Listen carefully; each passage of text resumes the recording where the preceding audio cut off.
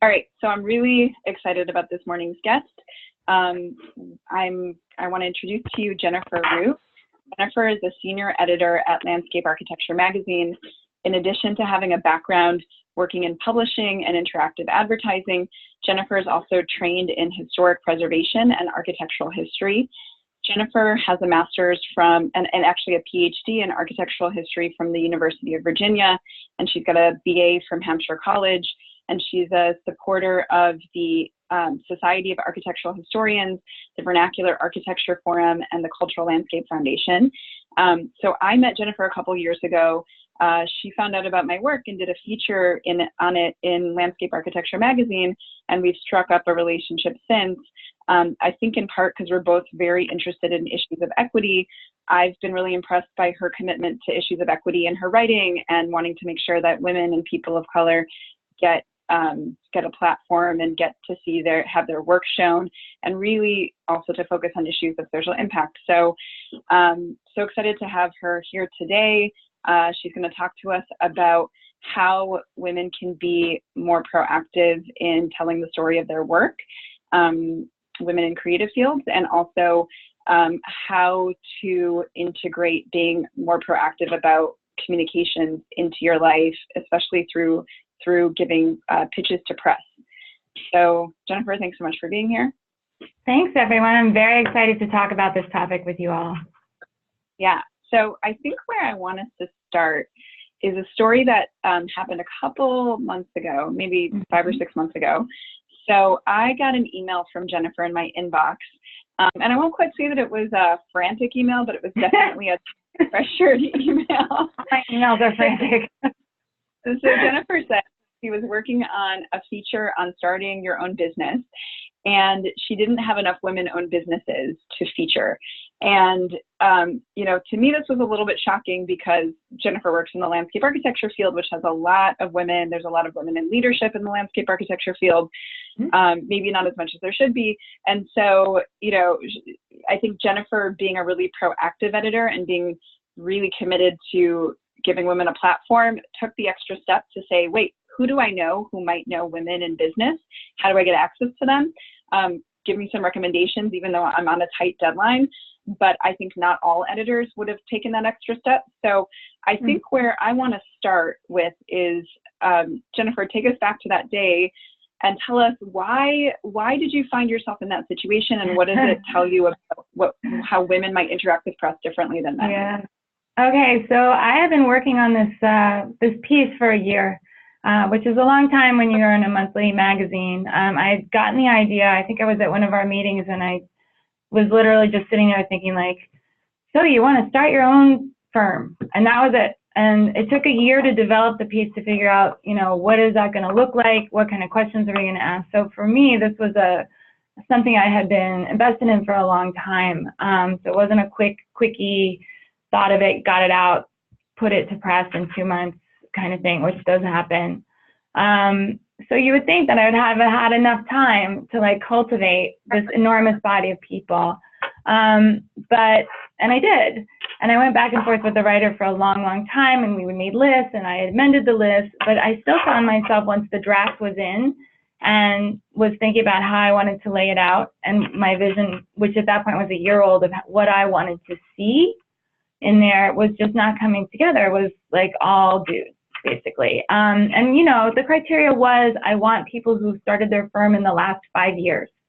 So all the women who I know who are leadership positions, or, you know, fairly far along in their career, were not going to be, you know, relevant for this piece. I really wanted to talk to people who started their firms in the last couple of years, because I think it is a different world now. And there just were not the amount of women present that I felt should be there. And part of that was, you know, some of the women we had contacted never responded. So there was that. Not everybody jumped at it, or they said, I'm too busy. Some people actually said, no, I don't have time right now, which seems crazy to me, considering the free exposure they were getting, but I understand. So I found myself in this position, and I was like, wow, we could go to press like this, but this, you know, I have been working on this a long time. So I did send out a bunch of emails to Mia and a few other people I knew, and Mia was great because, you know, you have the access to people who are getting started, and that's the world I needed access to. And I think it's particularly hard when you are only under 10 years of your career to get the kind of visibility that you need. And it's only when you've been doing it for 15 years that you finally have, people recommend you, and it's easier to see you. So that's why something like this is really great to target people who are starting or mid-career to get themselves, in front of folks. Yeah, and you were saying that you are much more likely to see pitches and outreach emails and just, the start of a conversation from men than you are from women, right? That's absolutely the case. And I work a lot with Sean Ballin, who at ASLA is working on diversity, and he's working more on other issues of diversity, but we talk a lot in the cubicles. So how's your work going? Do you know this person? And I went to him this morning and was like, what is the breakdown of women and men in this field? And it turns out that for ASLA membership, it's something like 65% male, 35% women. So maybe we have this idea that, there is a lot of women in the field, and there are, but we're not here. So part of it is just that there aren't as many women starting firms or running firms, because there aren't as many women practicing right now. That's not true at the undergraduate level, but we have the kind of attrition that you see in architecture as well, where people start dropping out. And the second reason is that women, and this is of course just my general experience, women are not promoting themselves. I mean, it's not that I'm getting the same pitches from women or seeing the same stuff about women's firms and just, being like, no, it's just not as good. Like, that's not the problem. The problem is I'm just not hearing from them. And I can say that, from the minute they get out of school to the minute they're, retired, male practitioners contact us all the time. I'm doing this, I'm doing that, I'm working on this, I have this cool studio I'm running, we're going to Bangladesh, like, we made this parking lot. Like, there isn't that kind of barrier of like, well, maybe my project isn't interesting enough, or maybe what I'm doing isn't important, or I need to wait till it's done and I'm really proud of it. Like, they don't, again, a huge generalization, but like there isn't that barrier of, well, I need to wait until this project is appropriate for the press. They're right there, like, hey, I did this, I'm in a competition, we made this park. And a lot of it, you might feel like that's fantastic, not right for the magazine, but then they've got me in a conversation, and I might use them in something else, and that happens all the time.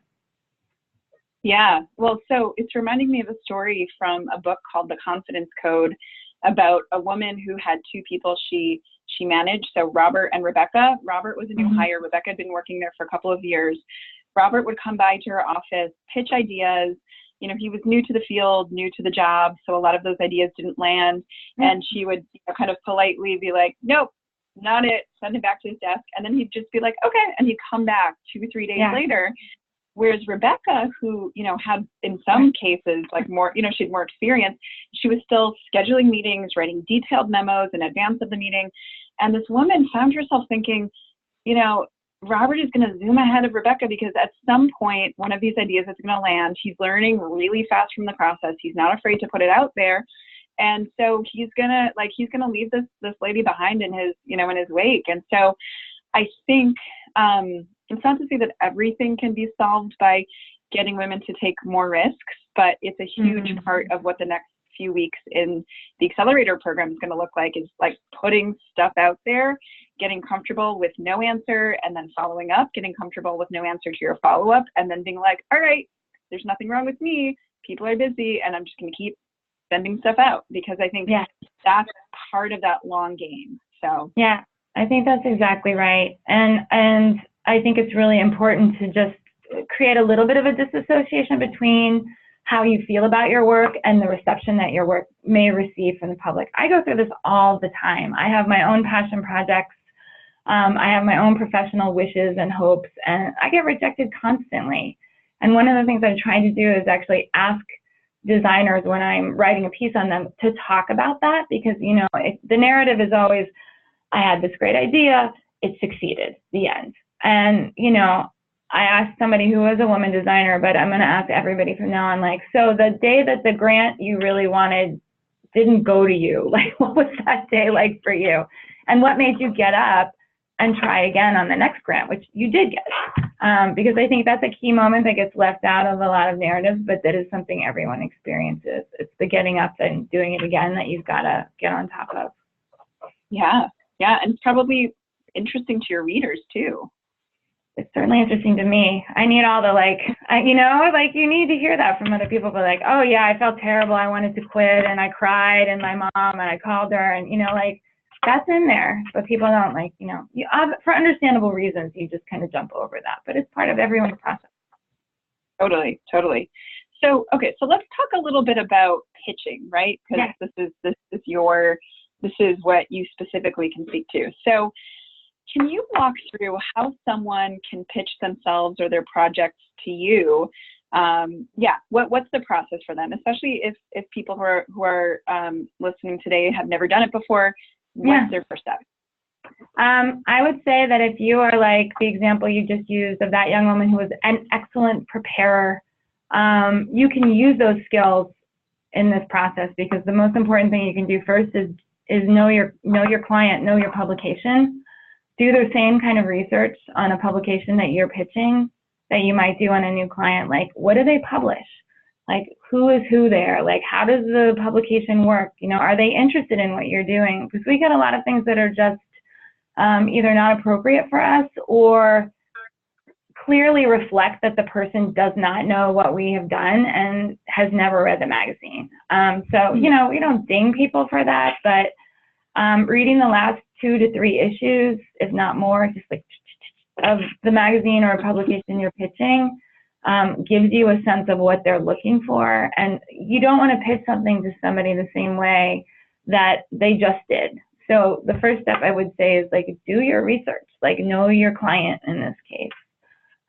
That's a huge step forward over many, many other people. And that will help you understand things like tone. Like, how do I talk to this person? Like, how do I describe my project? Is this a person who really understands landscape architecture or whatever your field is, graphic design?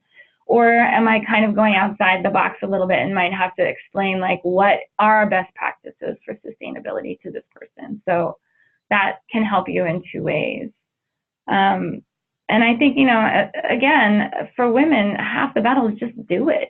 We're just not getting the pitches. I can't speak for other publications, but my sense from talking to people is it's the same problem all the way across the board. Women just aren't pitching. It's not they're pitching wrong or they're pitching stuff that we're just like, they're just not. So, step 1 is to do your research, but step 2 is to just do it. Just keep doing it. Just get your work out there, start the conversation. Find out what editors are looking for. You can ask them, what are you interested in right now? Like, what kind of things are you looking for? They might answer you. I always do. So those would be like my very first 2 important steps. And they're big ones. They're time and resource intensive. And I think we see in the imbalance in the field, as well as in the imbalance in the pitching, that the little things of, being under-resourced, underpaid, not having the same amount of time, no parity there. These are little ways in which that stuff shows up, right? Like, women don't have the money, they don't have the time, they can't always get registered, they don't always have time to like go to the professional conference. Like, we are in tiny steps backwards from this one big inequity. And I think pitching is one of the ways that we see that show up. I mean, I think, to me, I can see a direct problem there. So, like, find the time, if you can, to do it. Yeah, and one of the things we've been talking about in the Accelerator program is that if you try to do all the things, you can't, right? Mm-hmm. So my advice, and this is what the micro assignment for today's training is going to be, is to get really clear on one thing that you're going to do, maybe come up with 3 news outlets that you want to pitch. Maybe they're ones you read already, so you already know what they're looking for. And so it's not so hard to craft your pitch. One of the things we've also done, and I'll explain this a little bit later, but we've included templates, like draft language, for some of the different things for either pitching or for some of the other assignment options that people have. Because once you do it once, you can constantly recycle that language again and again. I find that women get really freaked out about, like, how do I say this? Do I you know, do I say thank you or warmly or bet? You know, usually it doesn't really matter, but it takes up a lot of time. Yep. So we think about it a lot as, all right, your standard email, but then of course it needs to be, you know, what you're writing to Landscape Architecture Magazine is going to look different than what you're writing to, you know, Popular Mechanics, or what you're writing to a potential client in this area of your business is going to look different than one in this area of your business. And that's fine. But if you can start to think about it as like, I commit to doing this, I've done the thinking work ahead of time. So now I can just like integrate it into my life. It's a way to overcome that boundary, or that barrier that we face, where so many of us are so busy.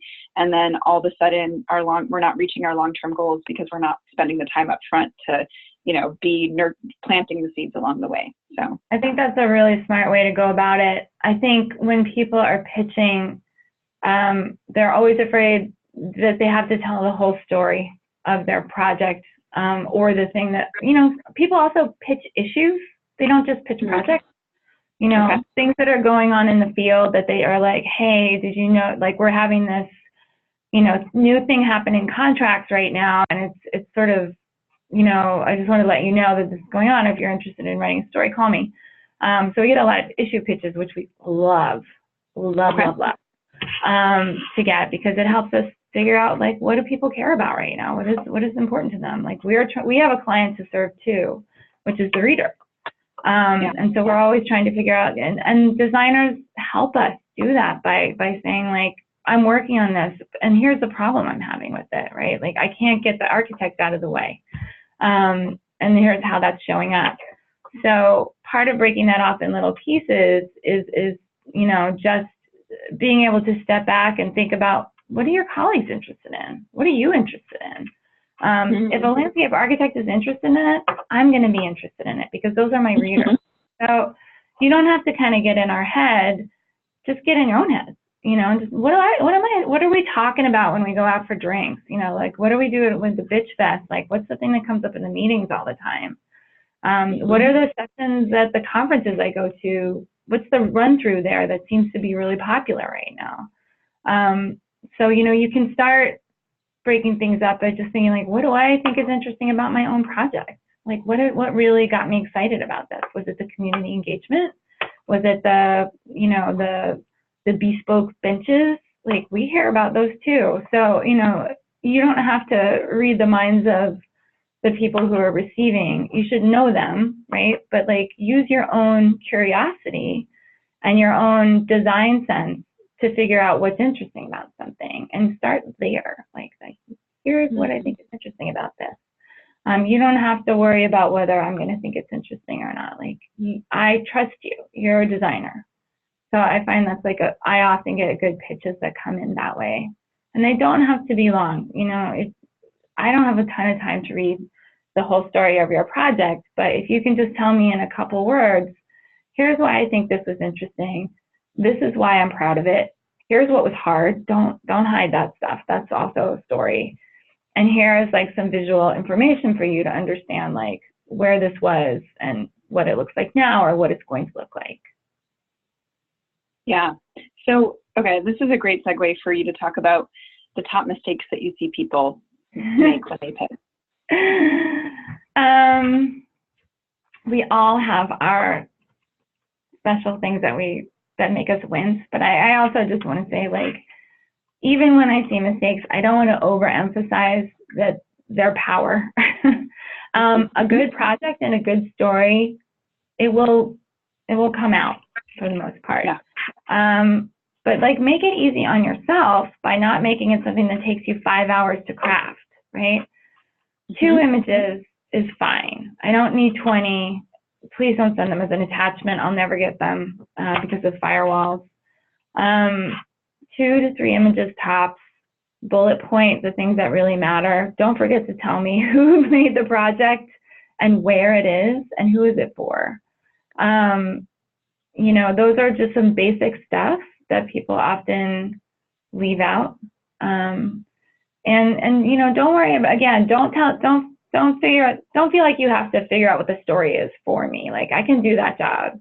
I know much more about like what the magazine is interested in and what we're doing that month and what we did last month. You don't have to worry about that. Find what's interesting and tell me about it. And just because you don't hear from people right away doesn't mean they don't have your pitch, they don't have your name, that they're not, it's not bubbling back there. Not hearing anything isn't a sign of rejection or that you did it wrong or you made a mistake. So, I mean, I think the biggest mistake people make is sort of under recognizing what I already know. Like, talk to me like a colleague. Don't talk to me like a member of the general public. I know a lot already about, best practices. I'm surrounded by these people all the time. Like, I make it my job to really understand what landscape architects are doing. So you don't have to explain sustainability to me. You don't have to explain, what a rain garden is. Talk to me like I'm a colleague in your office, because I am in many ways. I would say like pitch up here, talk to me like I'm a smart person. Just assume I'm a smart person, even if you're not sure. You're not going to go over my head. And if you do, I might get really curious and be like, what's that? Like, I've never heard of that. Let me go find out what that is.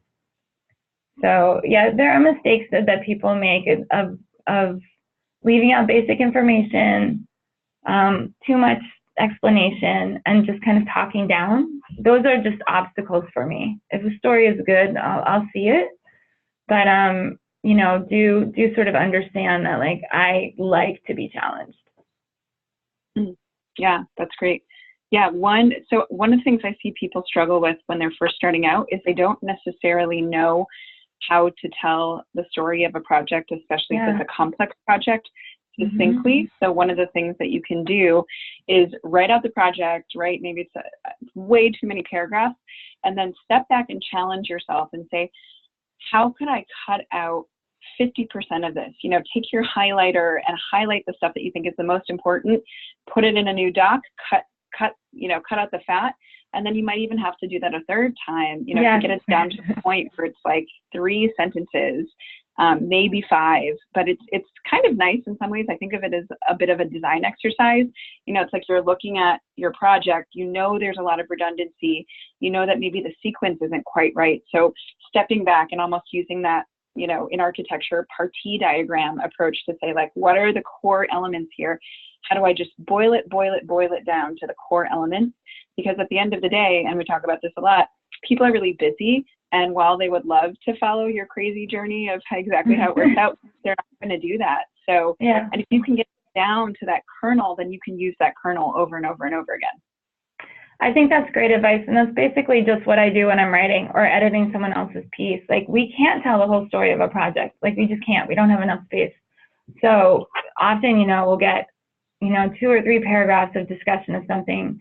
And, there's a winnowing there where you assume the reader is going to know a lot of it already. So if you say there was a difficult community engagement experience because of A, B, and C, anybody who's done community engagement is going to know what that means, right? So we can kind of, a lot of it's shorthand, and recognize that editors know that shorthand too.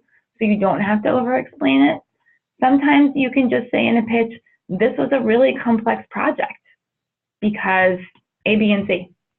And that's enough, right? That would be enough for me to be like, I want to know more about that, because there was no water on the site and there was no way to collect water on the site, and we had no money to collect water on the site. But yet, our brief was to make this garden. Well, that's a challenge. I want to know how you figure that out. You don't have to tell me in your pitch.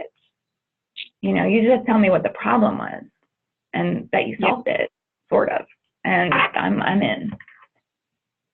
So yeah. Well, so I think when it comes to pitching, there's a clear reason why people who run their own businesses would do it, right? Yeah. Getting exposure, getting in front of key, potential clients, key influencers, right? So you want to be in press that will get you in front of people that can move forward your goals.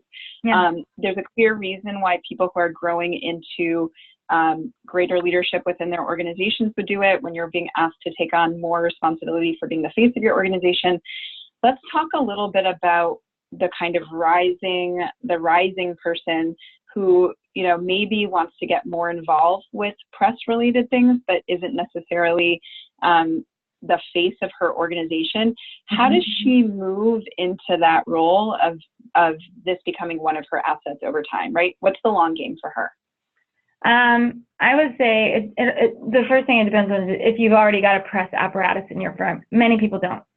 So if there isn't one at your firm, I think it would be a great idea to try to step into that role to a certain degree. Now, you know, I have found in my professional career that it's always a little bit of a dance, right?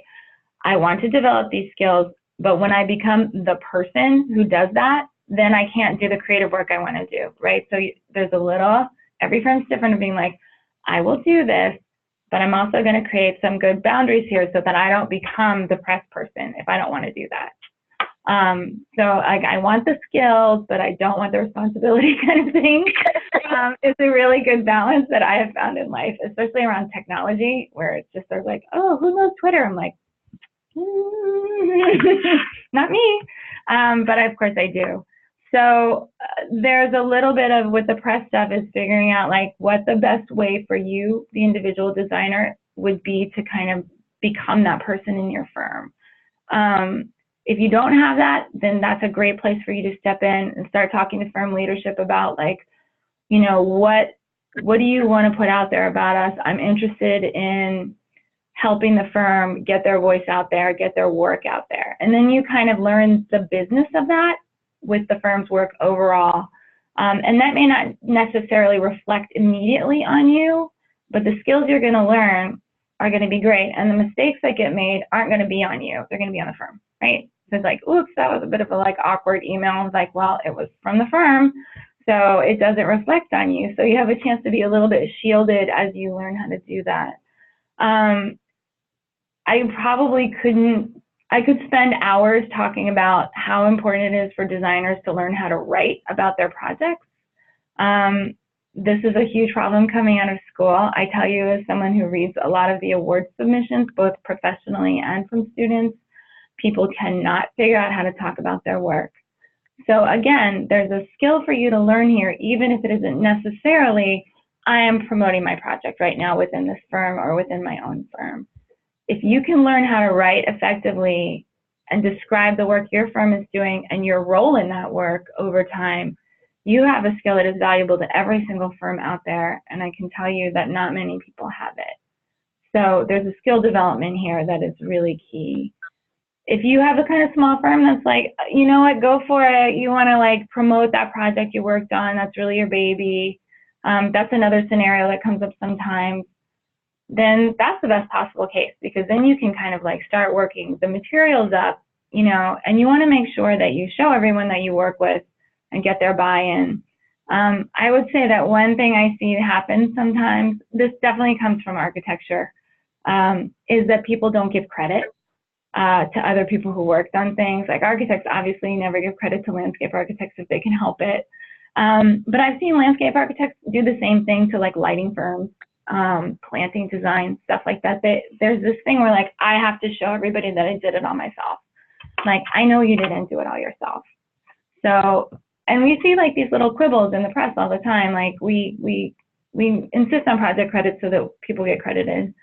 You know, and often if you've collaborated with a firm, maybe they aren't maybe in the narrative. So I'm not saying that it's a consensus thing, but I would just say as a point of both good karma and good professional practice to make sure that everybody who worked on your press and project that you want to promote is credited for the work that they did, or at least mentioned. You know, I think that is, then you have another person who might help you get the word out, right? Then if you've created materials, maybe that person, that lighting designer, can share it with their people and their press, because they have their own press too.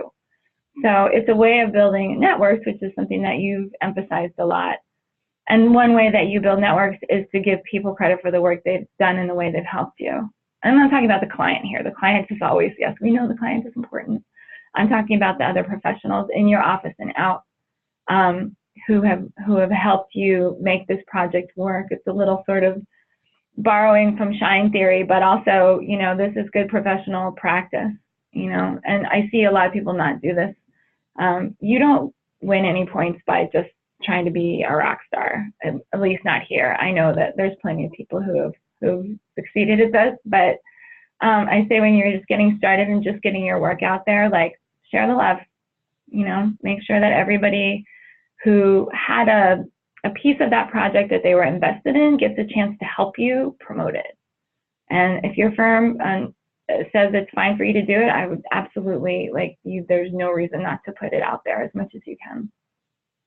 Yeah, I think that's a great point about equitable credit. Sometimes I see women say like, oh, it wasn't me, oh, it was nothing, oh, it was my team, and they deflect credit. And part of what I teach them to do is to say thank you, and then to also make sure that in the way that this project goes public, that it doesn't really cost you anything to highlight the work of other people. I went to an event, I think it was last week or the week before, on pay equity, and they did a great job. There were a lot of women in leadership, but some men as well, and they did a great job of calling out the specific contributions of different people who made this huge program happen. And it just took a couple extra seconds to mention other people's names. So it's one of those things that can't hurt, and it also builds the culture that I think most of us wish that we lived in. So. Yeah, no, I think that's true. And I will tell you, the times that I've seen that, oh, it's not me, it was my team, really be meaningful is only when you are the head of the firm, right? Mm-hmm. When you are at the top, you're the top of the magazine, masthead, like my boss is Brad McKee, and maybe you're Andrea Cochran running your own firm. At that moment, when you say, it really wasn't me, it was my team, that is a strong statement that has real meaning for people. Before you get there, figure out how to credit people, but don't forget that you are creating this material and this is about your particular narrative. They can have their own narrative and you're going to include them, but the story is about your work, and make sure that's first. Yeah, that's great. Great advice. So I want to ask you one more question before we open it up to Q&A or anybody who wants to get advice on a pitch that they might want to give. So all of you folks who are out there, start thinking and feel free to use either the Q&A box or the chat box to ask your questions. So yeah, Jennifer, as we wrap up here, I'm a big believer that pitching your perspective and your work is not just for interacting with the press, but is really part of a larger mindset and approach to your work. So what advice would you give to women about how they can start to integrate that mindset into their day-to-day life? Ooh, that's a big question. I think this is true in so many fields, from literature to design to music, that the specific is more powerful than the general. So when you are trying to tell a story about yourself or talk to somebody, I mean, we've all had this experience when you're someplace socially and you're making this kind of general chit chat like, oh, the hors d'oeuvres look great. Yeah, they sure worked hard on those hors d'oeuvres. I think I'll eat one. Oh, me too. That's not, you don't come away from that feeling like anything. But if someone is willing to reveal, something personal about, not necessarily personal, but something that's more specific to them that shows you who they are, you're engaged in that conversation. And I think that is true on so many scales, that your perspective, the specificity of your experience in all kinds of areas of your life has real value and is a way of engaging someone else who is also looking to share that with somebody. Now, it's hard if you're shy. I'm actually I was born a shy person. And many people laugh at me when I say that, but it's true. But real engagement, both in journalism and in the design field in general, but also in our lives, comes from being willing to kind of have something to say, a point of view, a perspective. And if you're not ready to share that perspective with me, that's totally understandable. But go around, do it at the grocery checker, just say something real to the grocery checker or your post office person, or start small where the interaction will be brief and the person will leave and then you won't see them again. But practice, trying to share your point of view about something without being, obviously there's lots of ways you could go way off the rails with that. But the specificity of what you see as a designer and what's curious and interesting to you is something you have to bring to the table. So you got to practice sharing that with people in the right way. Yeah, I think in some ways it brings us back to that Robert Rebecca mindset, which is that it's going to feel like you're not entitled or that you shouldn't be taking up someone else's space, time, but actually you've got to get more comfortable doing that in order to change that mindset that your perspective is worth listening to. So I would say that like an easy way for the shy person to do this, and this is what I have learned in journalism, is ask a question. You know, like just start with asking a question, and then after they've answered it, respond to that question. You know, if you're like, is it really hard to be on your feet all day as a postal person? Like, do you ever get scared when you go to that weird house on the street? Like, things like that are actually seem silly, but like it's a way of doing engagement without putting yourself out there first. And I think that can help you get used to talking to total strangers about the work that you do in a funny way. Yeah, full disclosure, I am like you. I am a born shy, and people laugh because I am not. It's that funny way how we anymore. got into this. Yeah, it's funny. It's funny that we're both interested in other people's voices and making platforms for them. But my mom, who is not shy, super extrovert, told me when I was younger, she was like, just ask people about themselves. People love to talk about themselves. Then you can just, you ask that question and then they're like, blah, blah, blah. And you can shut up and a conversation just happens. So yeah, I think it's a time-honored way of being in the world. And my mother's the same way. She can get anybody to talk, but she does it by asking a lot of questions and listening and answering a good follow-up question. And a pitch is very much like that, right? Like it's about saying like, I think this is interesting. Do you think this is interesting? Like, here's why I think it's interesting, and starting a conversation about it. That's great. That's great. Okay, so now I want to see